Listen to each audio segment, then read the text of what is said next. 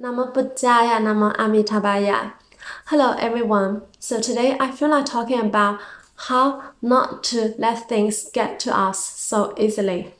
So in life we have to face all kinds of situations and sometimes more challenging situations and also facing all kinds of people. So it's important for us to know how not to let things affect us so easily. So before I go into talk about that, maybe let's look at why we are being affected by things. So we have the 6 internal sense bases, which are our eyes, our ears, our nose, our tongue, our body, and our mind. And in Buddhism, we also call this the 6 roots. So when these 6 roots come into contact with the 6 external sense objects, which are the forms, the phenomena our eyes sees, whatever forms we see, the sound when our ears hear some sound, and the taste when our tongue tastes something, and the smell when our nose smells something, and the touch when our body touches something, and also Dharma. So Dharma means everything, like physical, non-physical, like what we just talked about, when we hear the sound, and then our mind will have these likes and dislikes. So all these mental objects, all the thoughts are also included in dharmas. So all our likes and dislikes, when the 6 roots come into contact with the 6 external sense objects, our mind will give rise to attachment and separation, and all these likes and dislikes. And that's why we are being affected, because of the attachment and the separation, the likes and dislikes. So if we don't want to be affected by all this so easily, then we need to really keep our mindfulness really strong, keep our meditation practice really strong. It's almost like a moment-to-moment practice. And whenever we are not aware, it's easy for us to fall into the trap of our delusional thoughts, to fall into our attachment, our separation, and our likes and dislikes.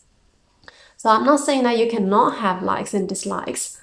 You can, but you just simply perceive them as they are without being taken away. So our mind will, of course, distinguish what's good, what's bad, etc. But we can simply just perceive them as they are without being taken away. So sometimes people are like, I know about meditation, I also practice, but things still get to me so easily. So why is that? Because we have this long deep-seated habit of attachment and separation. And if our practice is not strong, then things still can affect us easily. So it's really like a moment-to-moment practice.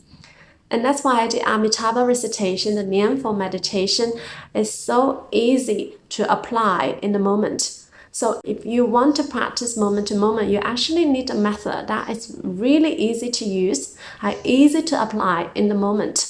So whenever you find your mind again being taken away by what's happening outside of you and inside your mind, you can go like Amituofo, Amituofo, Amituofo, or Amitabha, Amitabha, Amitabha, to again adjust your mental state, to remind you again to come into the present, to remind you of the true nature of who you are, which is infinite light and life.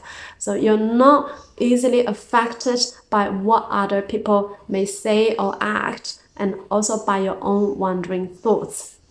And we really need to practice this a lot, like moment-to-moment awareness. Whenever we are not aware, again, we can be easily fallen into the trap of our delusional thoughts. And when you are practicing Namo, when you are reciting the name of Amitabha Buddha, you also use your own ears to hear your own recitation.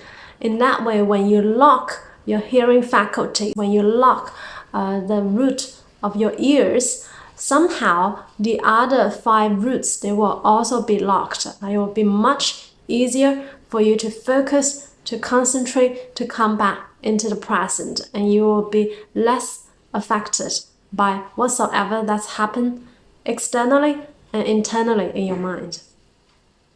So I hope this helps. Namo Buddhaya, Namo Amitabha.